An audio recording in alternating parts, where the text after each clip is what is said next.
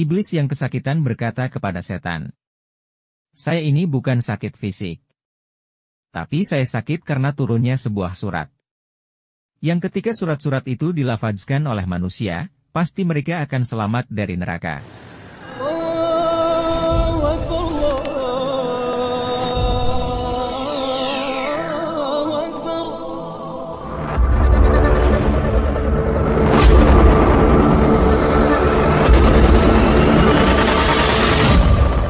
Sebagian ulama berpendapat, surat Al-Fatihah ialah surat yang diturunkan di kota Makkah, yakni termasuk surat Makkiyah.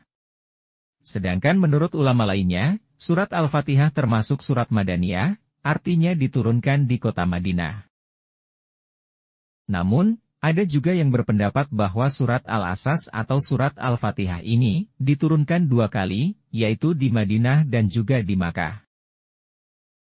Dan di antara perbedaan pendapat tersebut, menurut Imam Ibnu Katsir ad-Dimashqi, mengatakan bahwa yang mendekati kebenaran adalah diturunkan di kota Makkah Al-Mukarramah.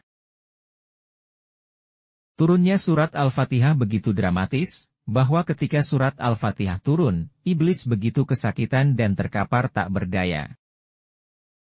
Diceritakan di dalam kitab Abwabul Farad karangan Sayyid Muhammad Alawi dan juga kutipan dari beberapa kitab lainnya, iblis terbaring kesakitan, sehingga para anak buahnya mengunjunginya. Setan-setan begitu penasaran, ada apa gerangan rajanya mengalami demikian.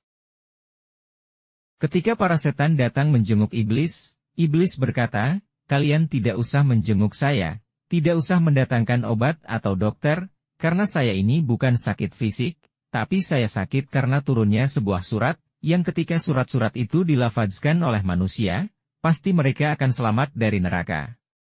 Padahal misi terbesar kita adalah semua manusia masuk neraka, dan sekarang mereka punya tamengnya."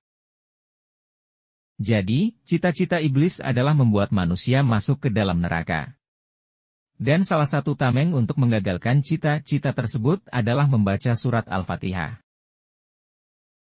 Lalu bagaimana dengan iblis dan setan?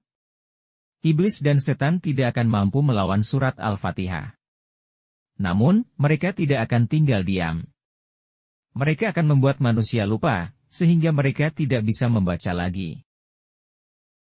Jadi ketika kita jarang membaca surat Al-Fatihah, berarti itu adalah sebagian kemenangan dari iblis.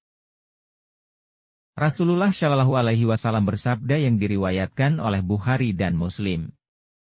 Artinya, tidak dikatakan sholat seseorang jika tanpa surat Al-Fatihah. Jadi surat Al-Fatihah menjadi salah satu rukun yang wajib dilakukan di dalam sholat, baik sholat fardu maupun sholat lainnya. Dan tentunya iblis akan membuat manusia lalai untuk sholat dan akhirnya tidak membaca surat Al-Fatihah. Ada sebanyak 17 kali surat Al-Fatihah yang wajib kita baca setiap hari, yaitu di dalam setiap rakaat dalam sholat. Dan setidaknya surat Al-Fatihah menjadi pengantar tawasul kita kepada Allah Subhanahu wa Ta'ala. Hafal, tapi tentang siapa yang gembira melakukannya. Rasulullah Shallallahu Alaihi Wasallam bersabda, artinya, di dalam surat Al-Fatihah terdapat obat untuk segala penyakit.